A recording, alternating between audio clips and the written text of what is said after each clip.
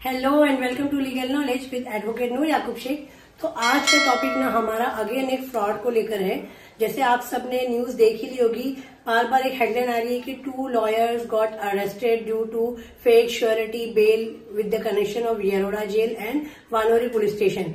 तो आज इस बारे में हम डिटेल में बात करेंगे कि वो कौन 2 एडवोकेट है और क्या उन्होंने क्राइम किया है नहीं किया है, उनके साथ में एडिशनल एडवोकेट कौन कौन जुड़े हैं जिन्हें एंटीसिपेटरी के लिए चले गए हैं वो, और उस साथ में हम जानेंगे कि क्या फ्रॉड था, कैसे हुआ था और ये फ्रॉड की सच्चाई क्या है। तो सबसे पहले ना हम डिस्कस करेंगे कि ये मैटर क्या है। देखिए, सबसे पहले हम ये जानेंगे कि कंप्लेनेंट जो है ना वो एक पुलिस कांस्टेबल है, एक अमलदार है जिनका नाम है सोमनाथ पोपट कामले।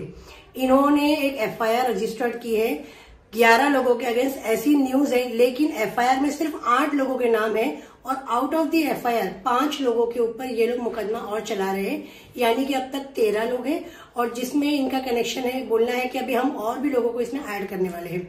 तो वन बाय वन हम समझते हैं। तो 11 एफआईआर नंबर है, एफआईआर का नंबर है 11/2025 और ये एफआईआर रजिस्टर्ड हुई है 5 जनवरी 2025 को।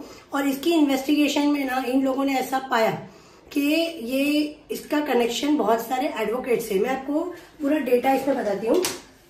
एज पर पुलिस रिपोर्ट क्या है कि attempt to murder, robbery, snatching, house breaking, यहाँ तक कि हीनियस क्राइम यानी कि रेप, किडनैपिंग या मॉलेस्टेशन छोटे बच्चों के साथ या पॉक्सो, ऐसे एक्ट के अंदर जो लोग येरोड़ा जेल में है और जिन लोगों को कोई बेल देने को तैयार नहीं है कि अगर मैं इसे बेल देता हूं या ये लोग हैबिचुअल क्रिमिनल है, कल को पुलिस या कोर्ट मुझे उठा के ले जाएगा, तो ऐसे लोगों की बेल की प्रिपरेशन की गई।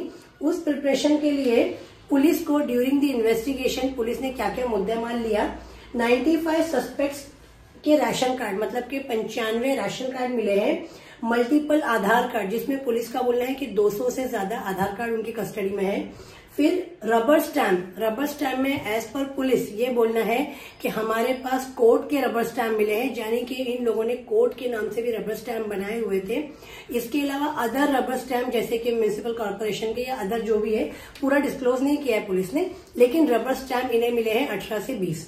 उसके अलावा अदर फॉर्ज डॉक्यूमेंट में जैसे कि किसी का पैन कार्ड हो गया, वोटर आईडी कार्ड हो गया, अदर केवाईसी डॉक्यूमेंट इन लोगों ने बनाए थे, मतलब टैम्पर्ड करते थे ये लोग। इसके अलावा 11 मोबाइल फोन मिले हैं। उसके साथ में व्हीकल्स मिली है, यानी कि जो गाड़ी यूज करते थे ये लोग इस ट्रांसपोर्ट के लिए, एक पूरा सेटअप बनाया हुआ था, मतलब एक जगह डेडिकेट की गई थी। जैसे हमने सीरीज वगैरह में आजकल देखते हैं नेटफ्लिक्स पे कि जब कुछ कोई लोग कोई मिशन करते हैं या कोई काम करते हैं, पूरा डेडिकेटली एक पूरा ये बनाते हैं, मतलब डॉम बनाते हैं। वो डॉम के अंदर जाके वो लोग पूरा अपना एविडेंस रखते हैं, कल को कुछ हुआ तो सारा यहीं डिस्ट्रॉय कर देंगे। तो उस टाइप का था। और कैश मिला है 89,020 रुपीज, तो इतना मिला है। उसके बाद में कुछ लोगों को अरेस्ट किया गया। अरेस्ट करने के बाद में उन लोगों की इन्वेस्टिगेशन हुई, उनके बयान और उनके कॉल रिकॉर्ड और उनके चैट से ये पाया गया कि कुछ एडवोकेट इन्वॉल्व है।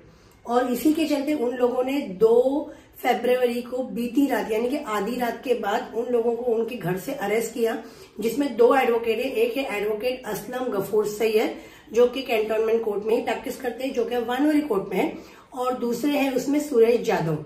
इन 2 को तो अरेस्ट कर लिया गया। बाकी जो 2 एडवोकेट है, एडवोकेट एनडी यादव यानी कि नरेंद्र यादव और दूसरे एडवोकेट है लोनकर, तो इन लोगों ने जाकर कोर्ट में लगाई है प्री अरेस्ट एप्लीकेशन कि हमें अरेस्ट ना किया जाए। तो अभी उन्हें फिलहाल इंटरिम बेल मिल गई है। 11 फरवरी को उनकी फाइनल हियरिंग है। अगर पुलिस का से क्या आता है उसके ऊपर जज विल डिसाइड कि उनको बेल मिलना चाहिए कि नहीं मिलना चाहिए।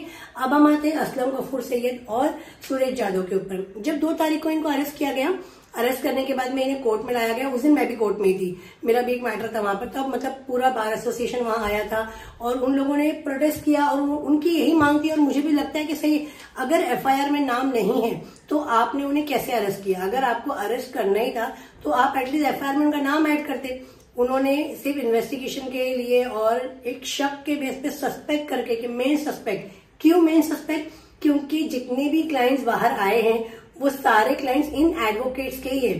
तो कहीं ना कहीं पुलिस को लगता है कि ये एडवोकेट्स का कोलैबोरेशन है इन फ्रॉडस्टर के साथ में, ये जो जिन लोगों ने किया है, और इनके साथ मिलके फेक बेल को ये लोग प्रोड्यूस करते थे और फिर ये लोग कोर्ट के कुछ मतलब स्टाफ का भी नाम लिया जा रहा है, उनके साथ में मिलकर और फिर ये लोग ऐसे कैदियों को बाहर लाते थे।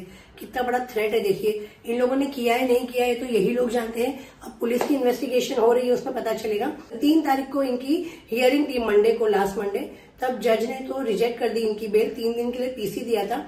पुलिस को बोला था रिपोर्ट लेकर आओ, पर पुलिस की रिपोर्ट में ऐसा पाया गया कि अभी और इन्वेस्टिगेशन करना है, और भी लोगों के नाम निकलने वाले हैं, और भी बहुत सारे एविडेंस मिलने वाले हैं। तो जो हमारी जज है उन्होंने क्या किया कि इस मैटर को दे दिया जुडिशियल कस्टडी के पास में। अब पीसी नहीं, अब जेसी है, लेकिन इस मैटर को लेके जितने भी बार एसोसिएशन के मेंबर्स है, एडवोकेट्स है, वो हाईली प्रोटेस्ट कर रहे हैं और वो आर्ग्यूमेंट भी कर रहे हैं। तो इसी के चलते जब वो लोग जेसी चले गए तो फ्राइडे को फिर से एक रेगुलर बेल डाली गई। रेगुलर बेल में भी आर्ग्यूमेंट हुआ, बट उस आर्ग्यूमेंट के बाद में भी जज ने डिनाई किया और बेल नहीं दिया। अब क्या हो गया, जज ने उन्हें जेसी दिया, पुलिस बोलती है हमें इन एडवोकेट की कस्टडी दो, एडवोकेट्स और बार एसोसिएशन बोलता है इन्हें रिलीज करूं।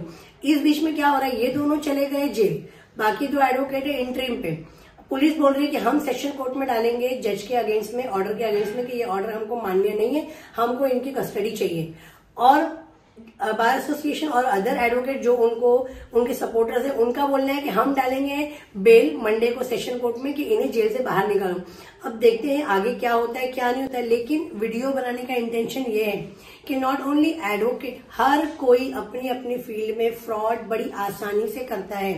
देखिए क्या होता है, हम छोटा फ्रॉड करते हैं, फिर कॉन्फिडेंस आता है, फिर बड़ा फ्रॉड करते हैं। ऐसे करते करते एक टाइम आता है ना कि हमें लगता है कि बस अब हम ही हैं। तो हर अति को एक गति जरूर मिलती है। तो ये एक बहुत बड़ा लेसन है, अभी एडवोकेट्स के ऊपर हुआ है। हो सकता है कि एडवोकेट का इन्वॉल्वमेंट नहीं होगा, हो सकता है जिनको अरेस्ट किया है उनका इन्वॉल्वमेंट नहीं होगा, हो सकता है कि एडवोकेट्स का डायरेक्टली इन्वॉल्वमेंट ना होगा, इनडायरेक्टली इन्वॉल्वमेंट होगा, हो सकता है कि वो एडवोकेट्स को पता ही नहीं होगा कि इस तरीके से बेल श्योरिटी दी जाती है। बट जो भी है, इसकी वजह से क्या हुआ आपको पता है, हमारे इन्वायरमेंट पे, हमारे समाज पे कितना बड़ा इफेक्ट पड़ा। जितने भी ये हीनियस क्राइम वाले लोग हैं, जो ये रेप करते हैं, अटेम्प्ट टू मर्डर करते हैं, रॉबरी करते हैं, इनका कितना मोरल बूस्ट किया है। और मैं तो मानती हूँ कहीं ना कहीं पुलिस का भी इसमें इन्वॉल्वमेंट है, क्योंकि सबसे पहले तो पुलिस ही ऐसे लोगों को प्रोटेक्ट करती है।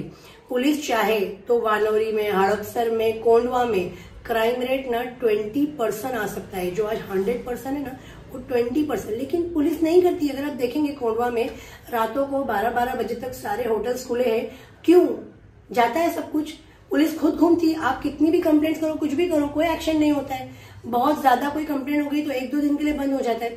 ऐसे आप हड़पसर एरिया में जाओ, आज की डेट में सबसे ज्यादा मोकोका जिनको लगता है वो हड़पसर एरिया के लोग हैं। क्यों, इतना बड़ा हड़पसर को गुंडा एरिया बनाने के पीछे किसका हाथ है?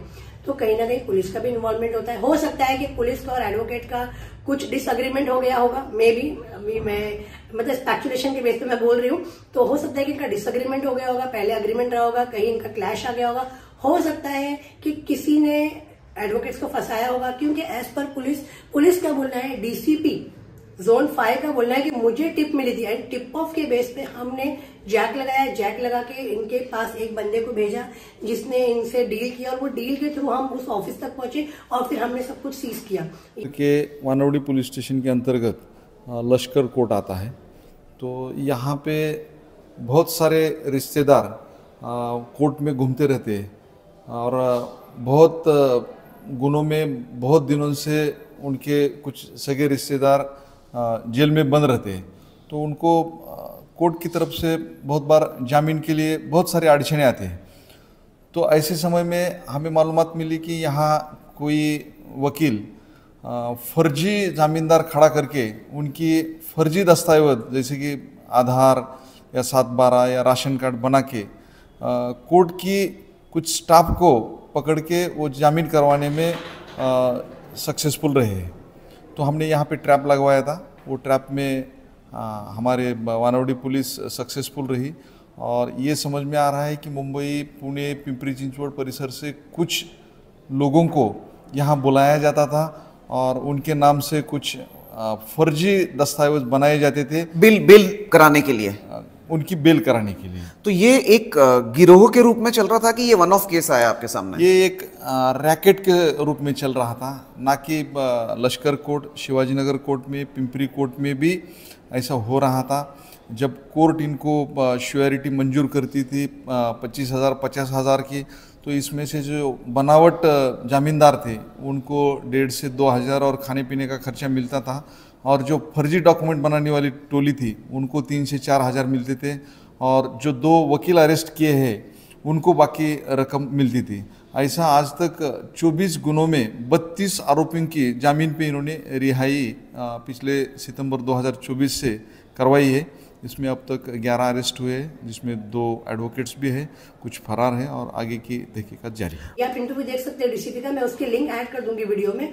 जितनी भी इसके रिलेवेंटली न्यूज की लिंक है, हिंदुस्तान टाइम्स की, टाइम्स ऑफ इंडिया की, Pune news, Pune pulse, other news, वो सारी मैं इसके अंदर ऐड कर दूंगी, वो आप देख लेना।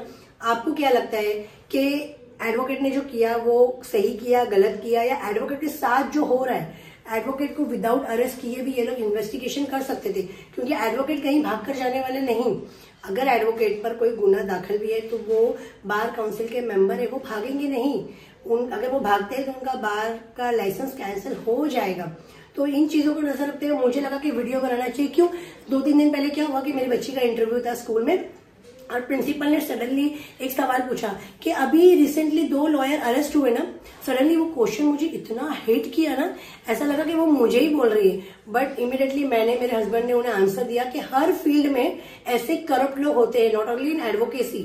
आप स्कूल्स में चले जाओ, आप पुलिस में चले जाओ, आप डॉक्टर्स फील्ड में चले जाओ, आप देखेंगे ससुन में कितना क्राइम हो रहा है। तो हर फील्ड के लोग क्राइम करते हैं, बट क्राइम आप कितना भी करो, कोई भी करो क्राइम, पुलिस है ना, जितना पुलिस क्राइम को प्रोटेक्ट करती है, वक्त आने पे ना पुलिस ही ऐसे क्रिमिनल्स को दबोचती है। और ये लाइव एग्जांपल मुझे पता है, जब हम पर हमला हुआ था, हम पर हमला करने वाले भी सैयद नगर के ही गुंडे थे, तब पुलिस ने फुल्ली उन्हें प्रोटेक्शन किया था, कोंडवा पुलिस ने फुल्ली प्रोटेक्शन किया। लेकिन जब हाईकोर्ट की ऑर्डर आई, तब पुलिस को उन सबको भगाना पड़ा। तब एक वक्त ऐसा आया कि पुलिस ही खड़े होकर सबको घर खाली करवा रही थी। सबको पुलिस ने घर खाली कराया, सबके ऊपर चैप्टर केस किया, सबके ऊपर एफआईआर की, सबको तड़ी दिया कि आप दोबारा करोगे तो तुमको एक्शन लिया जाएगा। तो कितना आसान था। आज हमारी जिंदगी सुकून से है, आज हम लोग आराम से बैठे हैं। क्यों? क्योंकि पुलिस ने ही हमें प्रोटेक्शन दिया। पुलिस ने मुझे 1 हफ्ते की पुलिस प्रोटेक्शन प्रोवाइड की थी। तो देखा आपने, इसीलिए मैं बोलती हूँ, आप जो भी फील्ड में हो, जो भी लोग मुझे सुन रहे हो, आप जो भी काम करते हो, आप हाउस मेड हो, आप एक पान पट्टी की दुकान चलाते हो, आप एक रिक्शा ड्राइवर हो, टैक्सी ड्राइवर हो, बस कंडक्टर हो, आप पीयून हो, सिक्योरिटी गार्ड हो, आप इंजीनियर हो, आप सीईओ हो, आप किसी भी पोस्ट पे, आप एडवोकेट हो, डॉक्टर हो, इंजीनियर हो, कुछ भी हो, अपने काम को, अपने प्रोफेशन को हमेशा ईमानदारी से कीजिए। देखिए, क्या ये फ्रॉड के पीछे आप कितना कमा लेंगे, 1 लाख, 2 लाख, 10 लाख, वो पैसे आपके कहीं ना कहीं यूज हो ही जाएंगे। लेकिन आगे, आज नहीं तो कल कानून की पकड़। अगर आप देखेंगे, अगर आप हिस्ट्री देखेंगे, बड़े से बड़े पॉलिटिशियंस भी जब फ्रॉड करते हैं तो एक वक्त आता है कि उनको भी पकड़ा जाता है। टाइम लगता है जब तक उन्हें, मतलब हर फील्ड में आप देखिए, कोई भी, आप कुछ भी सर्च कर लीजिए, आप हिस्ट्री पुरानी उठा लीजिए, कोई भी कभी भी क्राइम करता है तो कभी ना कभी वो एक्सपोज हुआ है, तो क्यों क्राइम कर रहे हैं। तो आज के लिए इतना ही। मुझे लगा था कि ये वीडियो बना के आपको बताना चाहिए कि हाँ, एडवोकेट्स को अरेस्ट किया गया है, बट हो सकता है कि एडवोकेट बाहर आ जाएंगे, उनका इन्वॉल्वमेंट है नहीं है, जो भी है वो कोर्ट डिसाइड करेगा। बट मैं ये मानती हूँ कि पुलिस को पहले ही एक्शन लेना चाहिए था। पुलिस ने पहले एक्शन क्यों नहीं लिया? मेरे खुद के केस में जो क्रिमिनल्स है, जिन पर हमारी एफआईआर है, उन लोगों ने भी फेक श्योरिटी, फेक बेल दिया हुआ है। मैं 100% गारंटीड बोलती हूँ। अब मैं कोर्ट में उनका भी एप्लीकेशन लगाऊंगी। ऐसे बहुत सारे लोग हैं जो क्या करते हैं, जब उन पर एफआईआर होती है ना, तो वो पुलिस स्टेशन में फेक श्योरिटी देते हैं। तो पुलिस पे क्यों एफआईआर नहीं होती है? तब पुलिस पे भी तो एफआईआर होनी चाहिए। ये लोग अपना, बोलते हैं ना, गंद हटाने के लिए दूसरों पे डाल देते हैं। तो मिलते हैं अगली वीडियो में ऐसी ही एक नई लीगल नॉलेज के साथ। बताएंगे आपको कि आगे क्या हुआ, वो एडवोकेट्स बाहर आए या नहीं आए, उनका इन्वॉल्वमेंट सच में था कि नहीं था, और अगर था तो फिर उनके साथ में क्या होगा, उनका बार लाइसेंस कैंसिल हो जाएगा और बस फिर वो प्रैक्टिस कभी नहीं कर पाएंगे। ऐसे ही डॉक्टर्स के साथ में भी होता है, ऐसे ही इंजीनियर्स के साथ में भी होता है। आप कभी भी डुअल एम्प्लॉयमेंट करते हैं या आप फेक एम्प्लॉयमेंट करते हैं, कुछ भी आप झूठ करते हैं तो फिर आप फंसते हैं। तो फंसिए मत, फ्रॉड मत कीजिए, थोड़ा कीजिए, अच्छा कीजिए, अपनी स्किल्स को डेवलप कीजिए और कानून से बचिए, क्योंकि कानून के डंडे से कोई ना बचा है ना बच पाएगा, आज नहीं तो कल। मिलते हैं अगली वीडियो में।